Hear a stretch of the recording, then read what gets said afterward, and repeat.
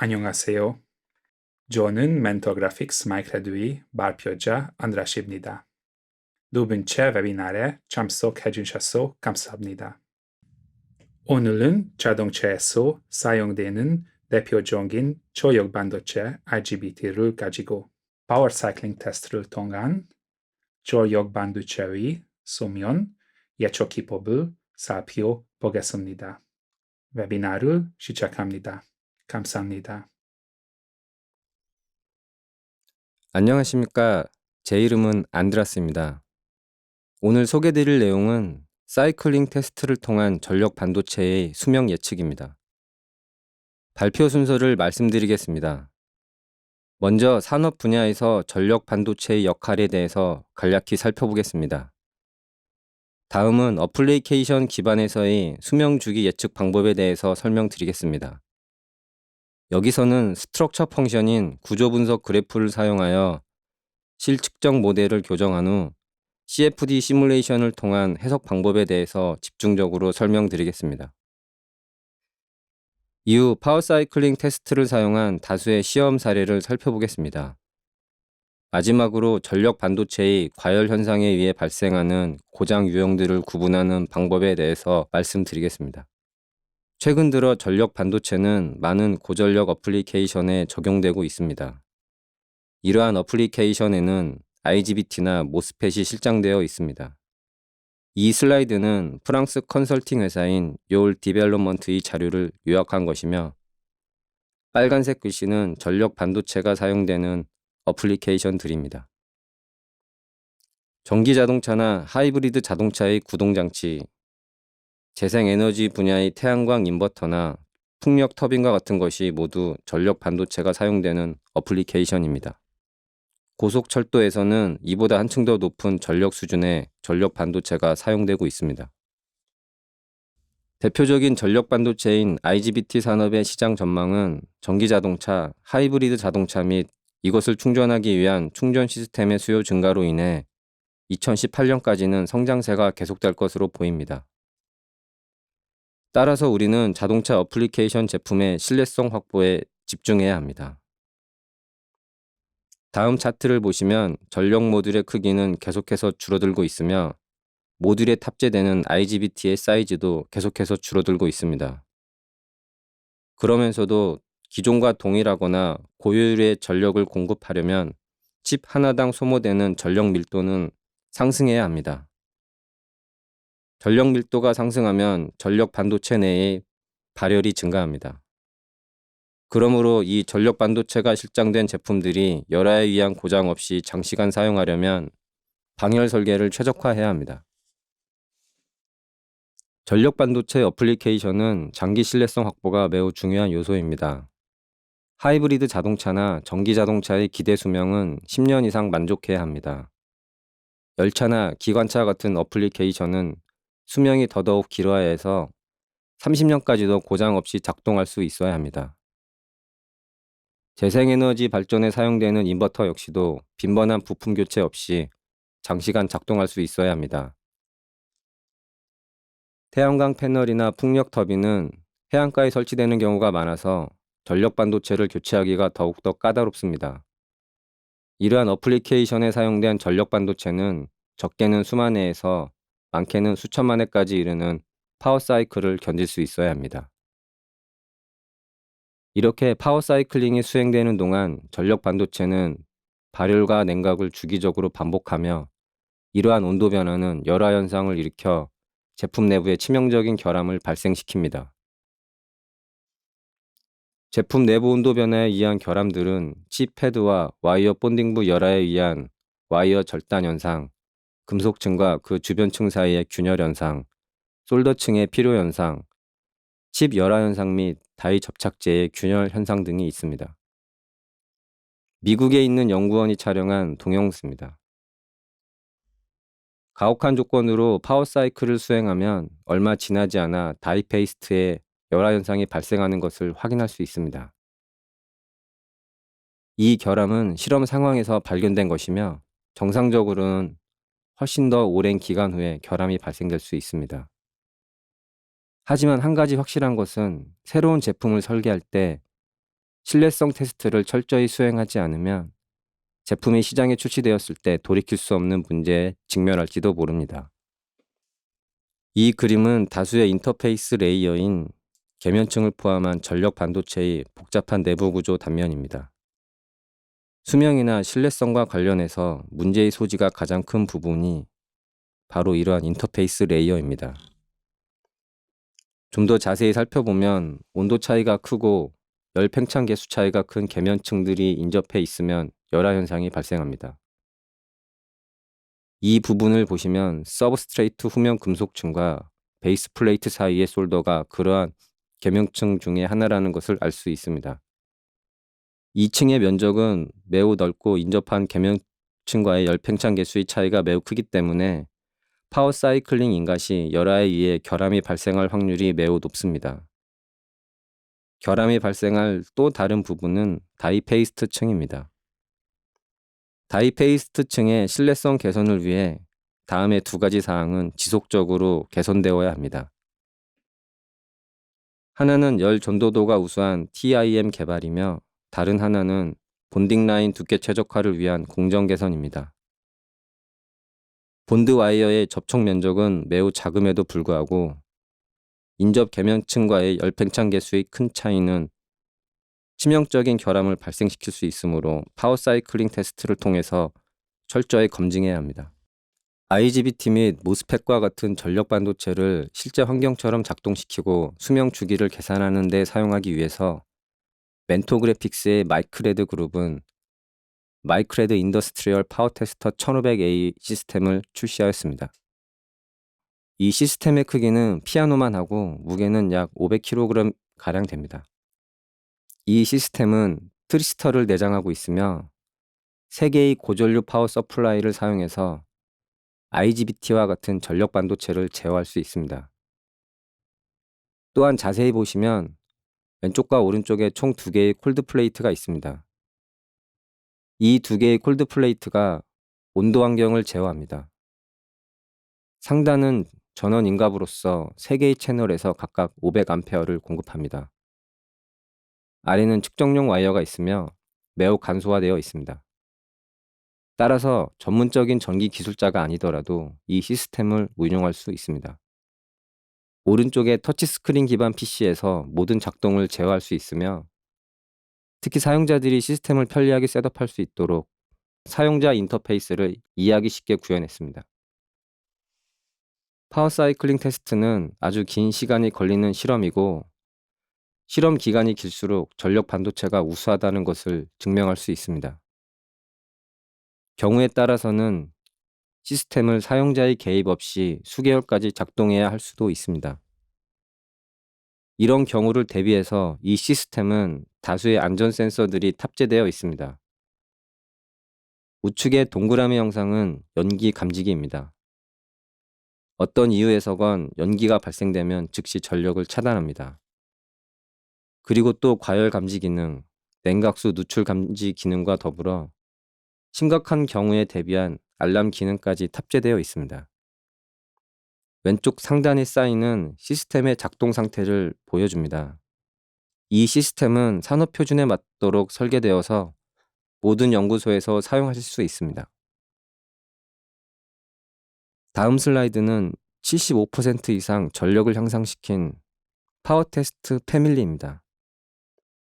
새롭게 출시된 파워 테스터는 두 종류로서 1800A를 인가할 수 있는 파워 테스터 1800A로서 새로운 플래그십 장비로 제작되었습니다. 두 번째 새롭게 출시된 파워 테스터는 고속철도와 발전 영역에서 사용될 수 있도록 3600A를 인가할 수 있게 디자인되었습니다. 따라서 파워 테스터를 통해 12kW에서 21kW까지 다양한 전력 반도체의 파워 사이클링 테스트가 가능해졌습니다. 파워 테스터 1500A는 멘토그래픽스 마이크레드의 트리스터 테크놀로지를 적용한 전력 반도체 업계 유일의 신뢰성 테스트 장비입니다. 이 시스템의 개발 취지는 완벽히 자동화된 솔루션을 제공하겠다는 것입니다. 측정 파라미터들을 입력하기만 하면 시스템이 알아서 자율적으로 작동합니다. 앞에서도 말씀드렸듯이 사용자 인터페이스가 아주 단순하게 되어 있어서 일단 사용법을 이해하고 나면 모스펫, IGBT, 다이오드 타입의 소자 등을 12개까지 동시에 측정할 수 있습니다. 테스트가 진행되는 동안 진단 정보들을 기록할 수 있으며 측정 소자에 대해서 전류, 전압, 다이 온도와 같은 정보를 기록할 수 있습니다.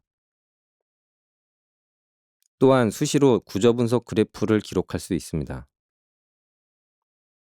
구조 분석 그래프는 전력 반도체 패키지의 구조적 무결성에 관한 정보를 제공합니다. 특정 부분에서 열화나 균열이 발생되면 구조 분석 그래프를 분석하여 전력 반도체의 어떤 지점을 개선해야 하는지를 확인할 수 있습니다. 이 시스템은 패키지 개발이나 신뢰성 테스트에 사용할 수 있으며 경우에 따라서는 양산에 앞서 부품의 일괄 검사에도 사용할 수 있습니다. 그러면 간단한 사례를 들어서 살펴보겠습니다. 자동차의 전기구동 시스템입니다. 이것은 전기구동 시스템의 기본적이며 단순화된 모델입니다. 여기서 배터리는 전력을 저장합니다. 모터는 3상 로테이팅 필드가 필요합니다. 배터리 DC 전력을 3상 AC 전력으로 변환하려면 전력 인버터가 필요합니다. 인버터에서 많은 전력을 소비하며 시간에 따른 전력 소비는 자동차의 주행에 따라 결정됩니다. 좀 더 구체적으로는 바퀴의 작동에 따라서 인버터 내부의 이들 트랜지스터 소자가 열을 받았다가 식혀졌다 하는 것들이 결정됩니다. 전력 제품의 수명 주기를 이해하기 위해서는 해당 어플리케이션의 구동 조건을 이해해야 합니다. 이 경우에는 자동차를 예로 들겠습니다. 자동차 분야에서는 표준 운전 프로파일이라는 것을 사용합니다. 이것은 자동차 업체가 신차를 개발하려고 할 때 그 차가 어떻게 사용될 것인지를 정의한 것입니다. 여기서는 두 가지 예를 보실 수 있습니다. 가로축은 시간으로서 통상적으로 최대 30분까지이며 세로축은 속도입니다. 상단 운전 프로파일은 전형적인 도심 운전 프로파일입니다. 여기서는 자동차가 속도를 냈다가 신호등 앞에서 속도를 늦추고 정지했다가 다시 속도를 내는 형태의 프로파일이 기록되어 있습니다. 고속도로 주행 중에는 자동차가 속도를 내고 속도를 일정하게 유지하다가 속도를 줄입니다. 서로 다른 이 프로파일에 따라 수명에 미치는 영향이 크게 달라질 수 있습니다. IGBT 모듈의 장기 수명 기준으로 나쁜 쪽은 당연히 도심 운전입니다. 그러므로 장기 수명 계산을 하고자 할 때는 이러한 투입 조건을 이해해야 합니다. 그러면 시뮬레이션과 측정을 조합하여 어떻게 수명 주기를 계산하는지 살펴보겠습니다. 자동차의 사용 목적에 따른 운전 프로파일을 이해한 후 몇 가지 계산을 통해서 IGBT의 전력 소비 프로파일을 구할 수 있습니다. 멘토 그래픽스는 자동차가 주행 중인 동안에 IGBT의 온도 강화나 온도 변화를 계산할 수 있는 뛰어난 시뮬레이션 툴을 제공합니다. IGBT가 어느 정도 기간이 지나서 결함을 일으키는 이유가 바로 이 온도 변화 때문입니다.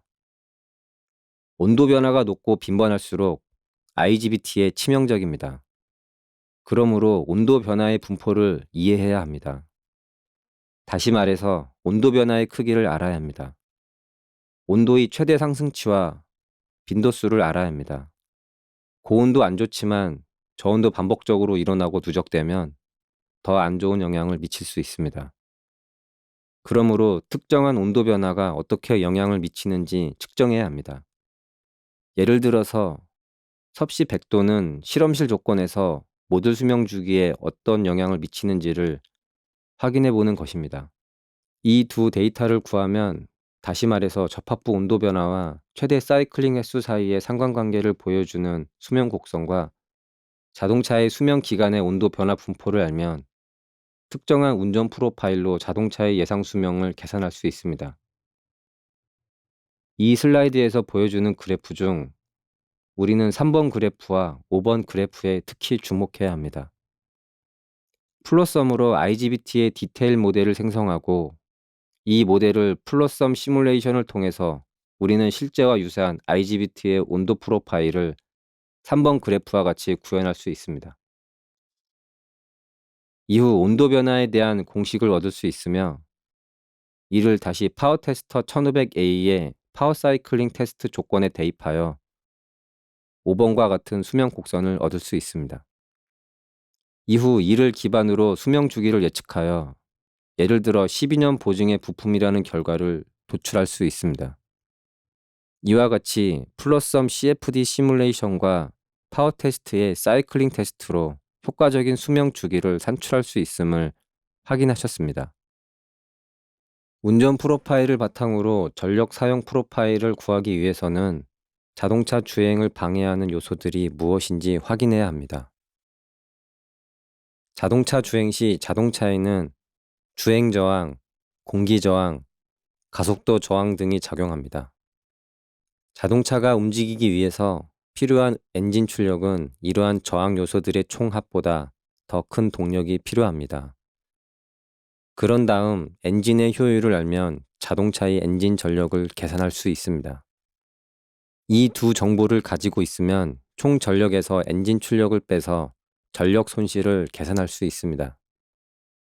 전력 손실은 부분적으로 IGBT의 전도 및 스위칭 손실이므로 시간에 따른 이 값을 알 수 있으면 칩에서 열이 어떻게 발생되는지 알 수 있습니다. 보시는 수식들은 이러한 전력 산출에 적용할 수 있는 단순한 공식들입니다. 이와 함께 칩 내부로부터 실제 온도 데이터를 얻기 위한 전자냉각 시뮬레이션이 필요합니다. 여기에는 두 가지 방법이 있습니다. 첫 번째는 가장 흔히 사용하는 방법으로서 3차원으로 실제 패키지의 형태를 생성하는 것입니다. 3차원 모델을 생성하는 방법은 다음과 같습니다. 3차원 입체 모형을 사용해서 패키지를 생성하고 이 패키지를 기구적으로 모델링한 후 각 모델을 구성 요소별로 속성치를 부여하여 CFD 시뮬레이션을 실행하는 것입니다. 통상 이 방법은 디테일 모델을 구성하는 것과 유사합니다. 멘토 그래픽스의 전자냉각 시뮬레이션인 플러썸이나 플러 EFD와 같은 CFD 툴을 사용해서 시간에 따른 온도 변화를 확인할 수 있습니다. 두 번째는 저항과 커패시턴스로 구성된 단순 모델인 CTM을 사용하는 것입니다. 이 방법은 시뮬레이션을 더 빠르고 효율적으로 할 수 있는 반면 패키지 내의 정확한 온도 분포는 고려하지 않습니다. 경우에 따라서는 두 방법을 혼합적으로 사용할 수도 있을 것입니다. 중요한 점은 테스트하려는 모델이 지극히 정확해야 하고 계산 또한 정확해야 한다는 것입니다. 시뮬레이션의 결과는 시간에 따른 온도 변화를 그래프로 나타낼 수 있으며 이 그래프가 IGBT의 온도 프로파일입니다. 이러한 온도 변화는 IGBT가 열화를 일으키는 주 요인입니다. 이 슬라이드에서는 왜 정확한 시뮬레이션 모델이 필요한지 살펴보겠습니다. 1번 그래프의 빨간색 선은 플러썸의 시뮬레이션 모델이고 파란색 선은 트리스터를 사용한 실제 측정 데이터입니다. 현재 우리는 새로 추가된 오토 캘리브레이션 기능을 통하여 플러썸 시뮬레이션 모델을 실제 측정 모델로 교정할 수 있습니다. 2번 그래프는 캘리브레이션을 통하여 개선된 플러썸의 모델입니다. 3번 그림과 같이 실제 시간에 따른 시뮬레이션 트랜지언트 모델을 구성합니다. 이후 플러썸 시뮬레이션을 통해 4번과 같은 사용 온도 프로파일을 산출할 수 있습니다. 여기서 주목할 점은 파란색 곡선은 실제 측정치가 보정된 시뮬레이션의 결과이며 빨간색 곡선은 보정되지 않은 모델의 시뮬레이션 결과로서 차이가 약 20% 이상 발생함을 확인할 수 있습니다. 이를 기반으로 각 온도 조건에 대한 결과치를 5번과 같은 유효한 그래프로 산출할 수 있습니다. 좌측의 빨간 곡선과 같은 시뮬레이션으로 온도 프로파일을 구했으면 이 온도 프로파일로 우측의 파란색 막대 그래프와 같은 개별적인 온도 프로파일을 계산해야 합니다. 자동차가 이동하는 단위 시간당 온도가 얼마큼 변하는지를 이해해야 합니다. 또한 각기 다른 온도 변화가 몇 회나 발생하는지를 계산하고 세어봐야 합니다. 온도 변화량이 크면 수명 저하에 더 큰 영향을 미칠 것입니다. 또한 온도 변화가 몇 번 발생했는지도 중요한 요소입니다. 낮은 온도 변화가 자주 발생되는 것도 높은 온도 변화만큼 치명적인 결함을 가져올 수 있습니다. 수명 주기를 계산할 때 가장 중요한 요소는 온도 변화량을 정확히 시뮬레이션하고 계산하는 것입니다. 앞선 슬라이드에서 설명드린 바와 같이 교정된 모델을 사용하는 것은 매우 중요합니다. 이렇게 정확한 데이터를 산출하기 위해서 시뮬레이션 하려는 발열 모델을 캘리브레이션 하는 방법에 대해서 설명하겠습니다. 발열 모델을 캘리브레이션 하려면 우선 트리스터 장비를 사용하여 물리적으로 발열 모델을 측정해야 합니다. 해당 전력 반도체의 구조 데이터를 분석하기 위해서 트리스터는 P1 정상 전력 상태에서 P2 정상 전력 상태로 자동으로 스위칭되면서 전력 반도체의 전력 스텝을 일으킵니다. 그리고 측정 채널들이 초기 정상 전력 상태부터 마지막 정상 전력 상태에 도달할 때까지 전력 반도체 내부의 열 과도 현상을 상세히 기록합니다. 트리스터는 이러한 물리적인 데이터를 측정하고 전력 소비 변화에 따른 전력 반도체의 열 변화 현상을 매우 정확히 분석합니다. 그런 다음 트리스터는 전력 반도체의 열 변화 현상을 데이터화하여 구조 분석 그래프로 변환합니다. 구조 분석 그래프는 다이오드나 트랜지스터로 구성된 어떠한 전력 소자나 반도체 어셈블리라도 열 저항과 열 용량을 함수화하여 그래프로 표현할 수 있습니다. 열 발원지로부터 시작해서 반도체 PN 접합부를 지나 열 용량이 무한대인 주변 공기층까지 이어지는 모든 층들을 구조화하여 그래프로 보여줍니다. 구조 분석 그래프는 전력 반도체의 열 특성을 상세하게 분석합니다. 여기 전력 소자의 단면도를 보시면 IGBT 다이에서부터 IGBT의 토대를 이루는 구리 프레임에 이르기까지 모든 층을 보실 수 있습니다. 여기에 대응해서 구조 분석 그래프를 보시면 열 저항과 열 용량 값의 상관관계를 수치화하여 IGBT 내부의 모든 층을 구분할 수 있습니다. 다이 접착층, 구리 금속층, 솔더 절연층, 구리 프레임, TIM, 냉각판, 주변 공기층까지 이어지는 그래프를 보실 수 있습니다. 구조 분석 그래프 각각의 부위들이 IGBT 내부의 단면을 나타내는 것이며 캘리브레이션을 통해서 실제 물체와 시뮬레이션 모델이 정확히 일치하도록 만드는 것입니다. 캘리브레이션을 하기 위해서는 플로썸을 사용할 수 있습니다. 이 툴을 사용해서 주로 하는 일은 패키지에 대한 세부 모델을 생성하고 이것을 가상 환경에서 사용자가 원하는 조건으로 시뮬레이션하고 구조 분석 그래프를 사용하여 시뮬레이션 결과가 실제 측정 결과와 정확하게 일치할 때까지 파라미터들을 조정하는 것입니다. 플로썸 최신 버전인 플로썸 11.1 버전에서는 이러한 모든 작업을 자동화하고 있습니다. 그럼으로써 패키지의 물리적 구조와 대응되는 형식으로 시뮬레이션과 실제 측정을 직접적으로 비교하고 교정할 수 있습니다. 몇 가지 예를 들어 보겠습니다. 캘리브레이션을 하지 않은 모델과 캘리브레이션을 한 모델은 온도 변화에 큰 차이가 있을 수 있습니다. 이러한 경우 시뮬레이션 모델과 실제 실험 결과 사이에 총 열 저항이 20에서 30%까지 차이가 나는 것을 확인할 수 있습니다. 오른쪽 그래프는 캘리브레이션을 한 모델로서 실험 결과와 캘리브레이션을 한 가상의 모델이 거의 일치하는 것을 알 수 있습니다. 수명 계산을 위해서는 높은 정확도가 요구됩니다. 그러므로 이러한 캘리브레이션을 필수적으로 해야 합니다. 그래야 패키지를 정확하게 모델링할 수 있습니다. 왜냐하면 패키지 내부의 온도를 정확하게 알아야 하기 때문입니다. 이렇게 정확한 모델을 구현하는 것은 전력 반도체가 트랜지언트 시뮬레이션 수행 시 완전한 운전 프로파일을 반영하여 온도를 계산해야 하기 때문입니다. 이것은 IGBT의 사례입니다. 이 IGBT를 연구소에서 특성 분석을 하고 캘리브레이션을 하고 측정하였습니다. 이 그래프는 전형적인 구조 분석 그래프인 스트럭처 펑션입니다.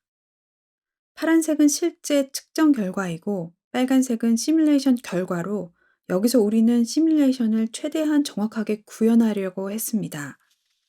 그럼에도 불구하고 X축의 총 열 저항의 차이는 크지 않지만 Y축의 총 열 용량의 차이는 큰 것을 알 수 있습니다. 이 차이로 인해 시간에 따른 동작 구현 시 실제와 시뮬레이션 모델의 온도 차이는 크게 발생할 수 있습니다. 지금부터 캘리브레이션을 어떻게 해야 하는지 살펴보겠습니다. 이 사례는 수동 방식을 적용했지만 오토 캘리브레이션을 적용하여 똑같은 결과를 얻을 수 있습니다. 캘리브레이션은 내부에서부터 해나가야 합니다. 패키지 내부 구조부터 외부 공기층까지 순차적으로 진행해야 합니다. 먼저 빨간색 그래프에 이니셜 모델이 있을 것이고, 그런 다음에는 다이와 다이 접착 면적을 측정 결과와 정확히 일치하도록 만듭니다.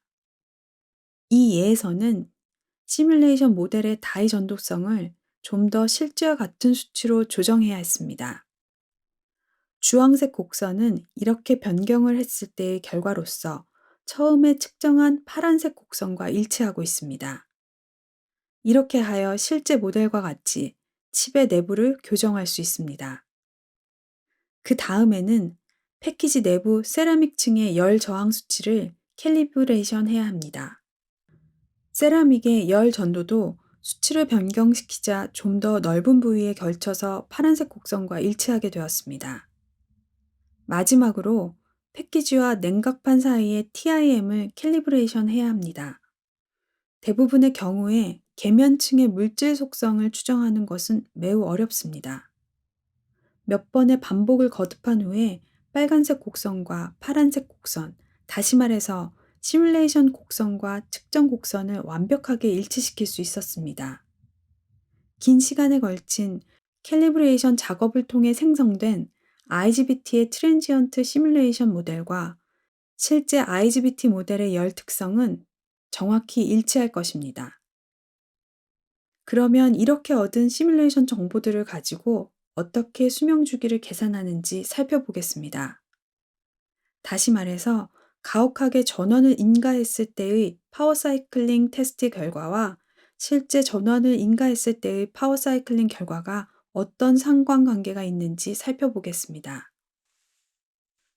전통적인 파워 사이클링 프로세스는 IGBT 모듈을 확보한 후 이것을 일정한 형태의 전원 소스로 연결하고 전원 소스의 온오프를 반복적으로 수행하여 사이클을 생성하고 수시로 소자를 꺼내서 실험실로 가지고 가서 어떤 결함이 발생했는지를 모니터링합니다. 모니터링을 끝내고 다시 전원 소스로 사이클링을 반복적으로 수행합니다. 이런 전통적인 사이클링 테스트를 오랜 기간 진행하면 습기나 먼지, 때로는 사람 손의 염분과 같은 우리가 원하지 않는 외부 환경에 노출될 가능성이 높습니다. 이는 테스트 결과의 정확도를 매우 떨어뜨리며 결함 발생의 원인이 무엇인지 정확히 파악할 수 없습니다. 또한 모니터링은 갖가지 형태일 수 있습니다. 어떤 때는 단지 시각적 검사일 수도 있고 또 어떤 때는 초음파 현미경이나 엑스레이 현미경을 사용할 수도 있습니다. 때로는 소자 내부의 상태를 살펴보기 위해서 소자를 완전히 파괴할 수도 있습니다.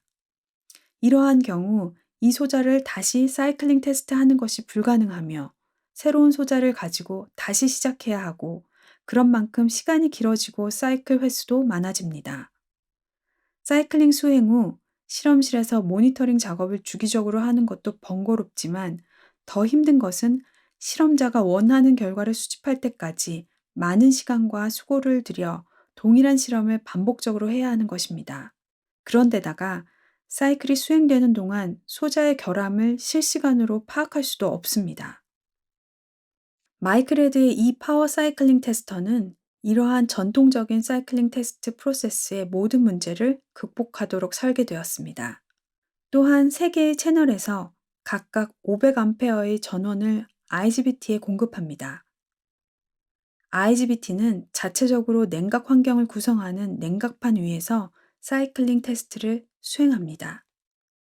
사이클링이 진행되는 동안 트리스터 장비는 IGBT나 모스펫으로 연결되어 결함에 관한 특성 데이터를 실시간으로 추적합니다. 또한 소자의 전압, 온도 및 전류 정보를 측정합니다.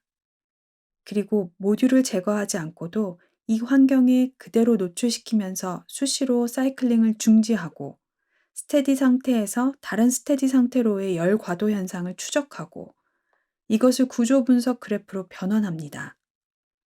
구조 분석 그래프를 살펴보면 패키지 내부나 밀폐 환경 내에서 어떠한 구조적 결함이 발생되었는지를 파악할 수 있습니다.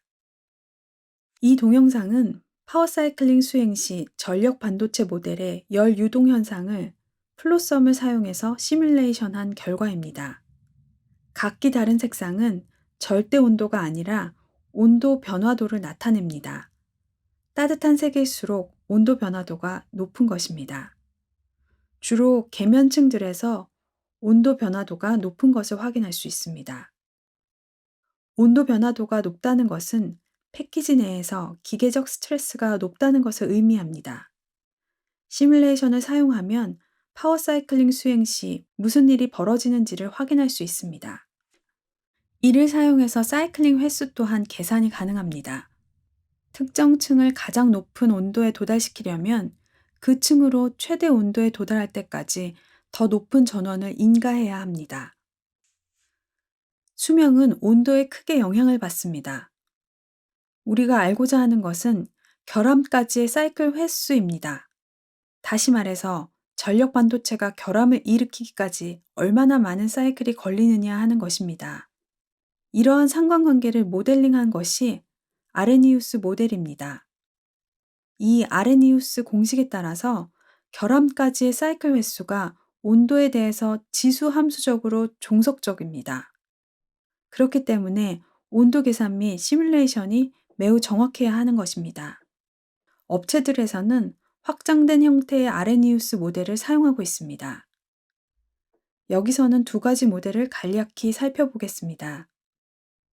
하나는 실제 F사에서 사용하는 것이고 또 하나는 I사에서 사용하는 것입니다. 이 공식들은 각 회사의 어플리케이션 노트에 수록된 것입니다. 여기에는 정션 온도 변화, 정션 온도, A, 알파, 베타 값들과 같은 각 회사에서 정의된 파라미터입니다. 이들 어플리케이션 노트에서는 실제 동작을 이해하기 위해서 많은 측정과 많은 시뮬레이션을 하고 있습니다. 이렇게 하기 때문에 파라미터들을 정의할 수 있는 것입니다. 최종적으로 이들 함수에서는 수명을 보여줍니다. 수평축은 접합부의 온도 변화이고 수직축은 그에 따른 결함까지의 사이클 횟수입니다. 예를 들어서 델타 TJ가 19도이면 결함까지의 사이클 횟수는 10만 사이클입니다. 그런데 30도로 낮아지면 결함까지의 사이클 횟수는 대략 1000만 사이클입니다. 이것은 아주 큰 차이입니다. 그러면 수명은 어떻게 계산하는지 보겠습니다.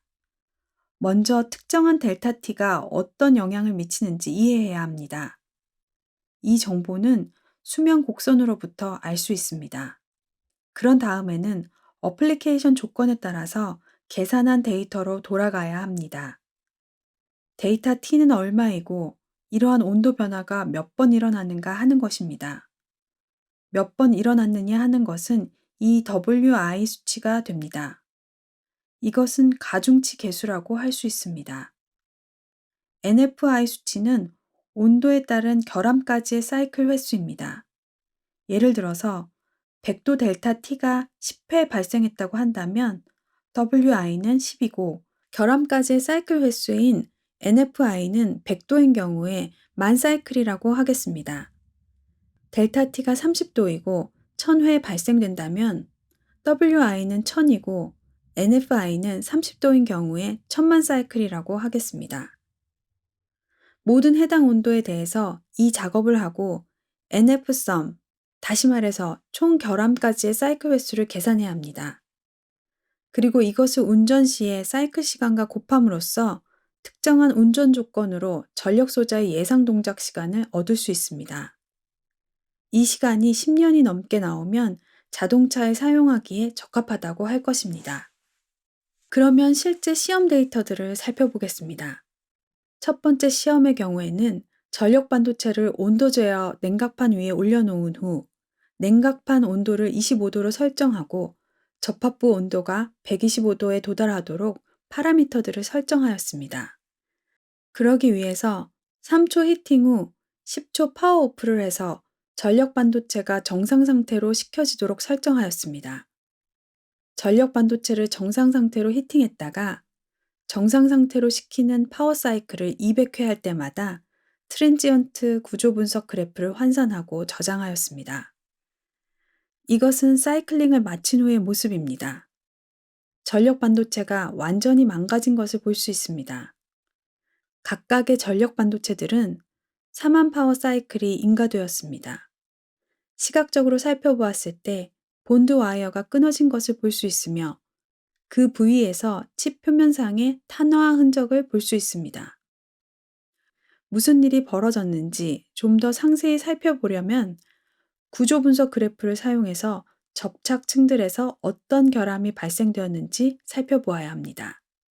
구조 분석 그래프의 이 수치들은 각기 다른 사이클 횟수가 인가된 동일한 전력 반도체입니다.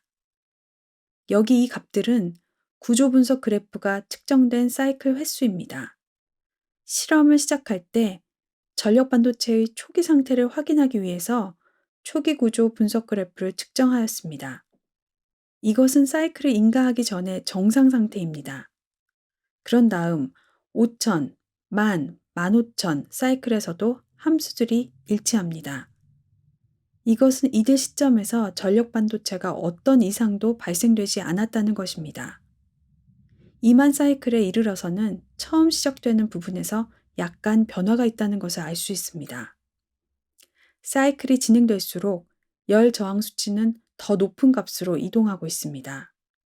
이 부분은 칩이고 이 부분은 칩 페이스트층입니다. 그러므로 페이스트층 부위에서 열 저항 수치가 상승하고 있다는 것을 알 수 있습니다. 25,000 사이클에 이르러서는 이 현상이 더욱더 두드러지고 있습니다. 3만 및 35,000 사이클에 이르러서는 열 저항 수치가 현저하게 변화했다는 것을 알 수 있습니다. 이러면 실제로는 페이스트층의 균열이 시작되고 있을 확률이 매우 높습니다.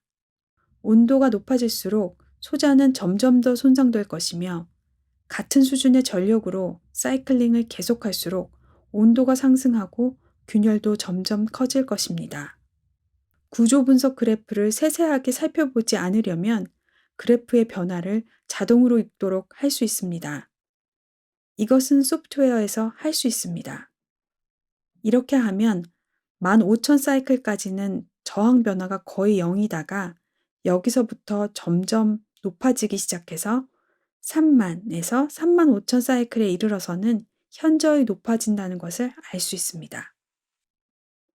전력 반도체의 결합 모드 테스트는 여러 가지 방식이 있습니다. 파워 사이클링 작동 시 가장 공정하고 정확한 방법은 일정한 전류를 인가하는 것입니다. 다시 말해서 테스트를 시작할 때 온오프 시간 및 전력 반도체를 턴온할 때의 전류 값을 설정할 수 있습니다. 이 방법이 왜 가장 정확한 방법이냐면 정상적인 어플리케이션에서는 전력 반도체가 결함 증상을 나타내더라도 전류를 변경하지 않기 때문입니다. 전력 반도체가 완전히 고장날 때까지 결함을 발견하지 못할 수도 있습니다. 그러므로 이 첫 번째 방법은 실제 동작 조건과 매우 흡사합니다. 두 번째 방법은 첫 번째 방법과 비슷합니다. 다만 베이스 플레이트 솔더층의 좀 더 빠르게 결함을 발생시키기 위해서 냉각판의 열 전달 개수를 변경할 수 있습니다. 다시 말해서 칩으로 전력을 터논할 때는 냉각판 냉각수의 흐름을 낮춥니다. 그러면 베이스 플레이트의 온도가 더 빨리 상승할 것입니다. 그리고 전력을 턴오프할 때는 냉각판 냉각수의 흐름을 높입니다. 그러면 베이스 플레이트 온도가 더 빠르게 떨어질 것입니다.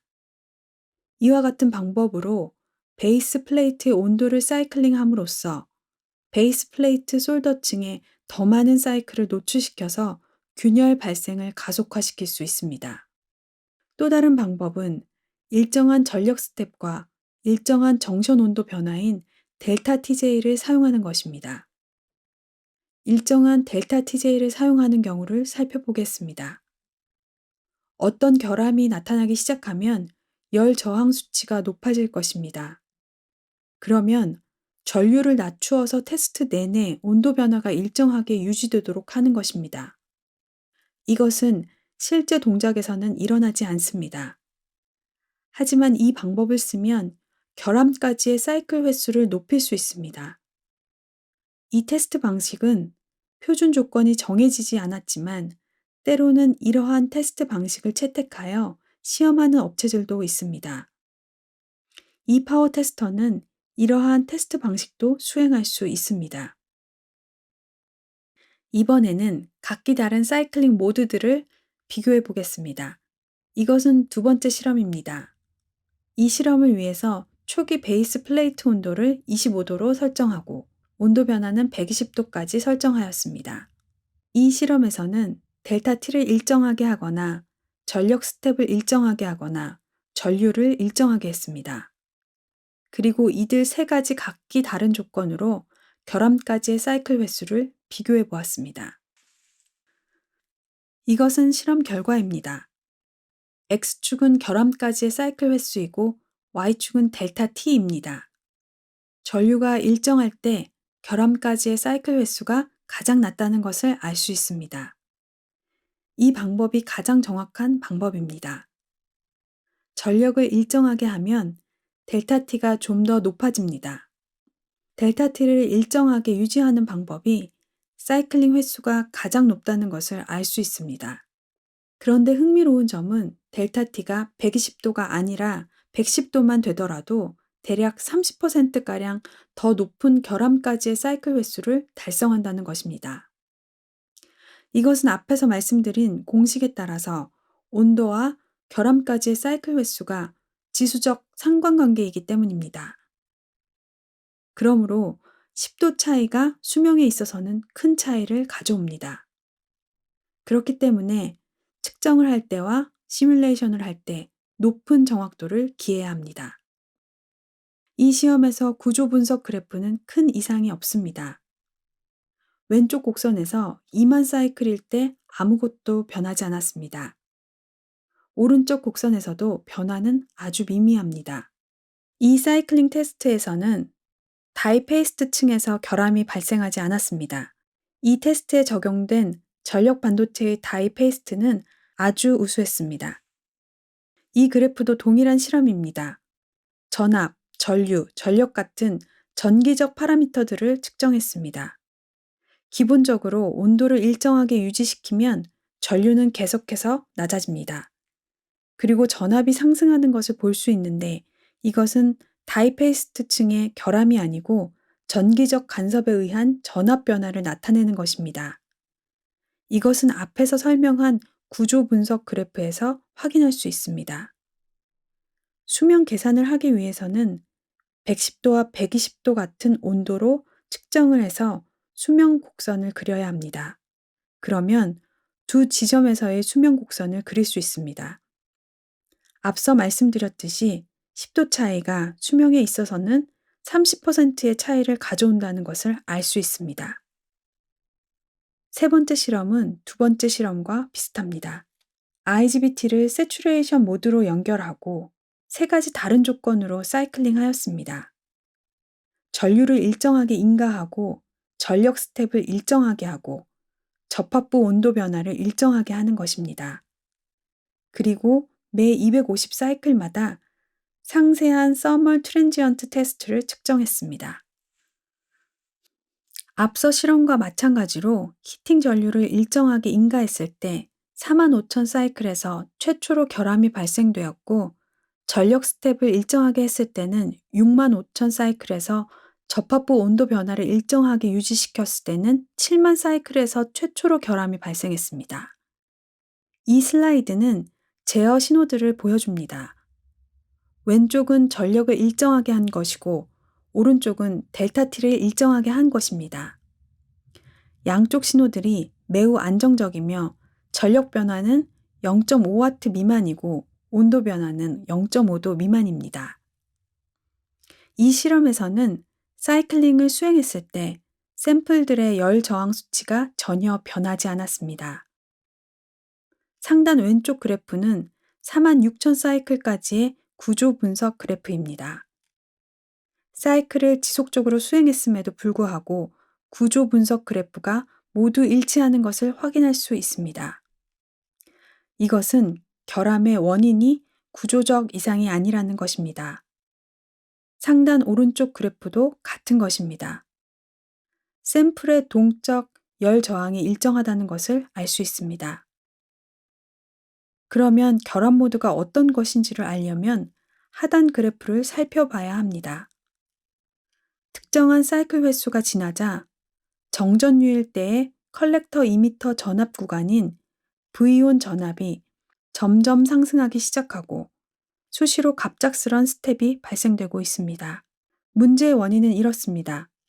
사이클링을 하면서 본드 와이어의 접촉 면적이 줄어들기 시작한 것입니다. 그래서 전압이 점차적으로 상승한 것입니다. 그러다가 본드 와이어가 완전히 균열되면 가파른 전압 스텝이 발생되는 것을 볼 수 있습니다. 네 번째 실험에서는 전력 반도체의 최대 허용 전류보다 높은 전류를 인가해서 고의적으로 본드 와이어의 균열을 일으키도록 하였습니다. 이때도 역시 트랜지스터를 세추레이션 모드로 연결하였습니다. 결과는 아주 확실합니다. 모든 본드 와이어의 접촉 면적이 감소하면서 전압이 점차적으로 상승하는 것을 볼 수 있습니다. 그러다가 갑자기 한 본드 와이어가 끊어지면 전압 상승은 더욱 분명해집니다. 끝내는 본드 와이어가 균열되고 전압이 크게 상승합니다. 실험 4의 B는 그와 반대되는 실험으로서 본드 와이어에 결함이 없으면 전압이 안정적이라는 것을 보여주기 위한 것입니다. 본드 와이어에 결함이 발생될 가능성을 낮추기 위해서 사이클링 시에 이 고전력 모듈에는 80A만 사용했습니다. 하지만 수시로 핀셋을 사용해서 몇몇 본드 와이어를 커팅하였습니다. 이 슬라이드에서는 본드 와이어를 커팅한 위치를 보실 수 있습니다. 특정 전압으로 가파른 스텝 변동이 발생되는 것을 알 수 있습니다. 음의 피크는 열 트랜지언트 테스트를 나타냅니다. 좀 더 확대해서 보더라도 마찬가지입니다. 전압이 변동되지 않습니다. 하지만 본드 와이어를 커팅하자 전압이 급격하게 변화하면서 가파른 스텝이 발생되고 있습니다. 실제 어플리케이션에서는 이 두 결함이 동시적으로 일어날 수 있습니다. 대개의 경우 이러한 두 결함을 구분하기가 쉽지 않습니다.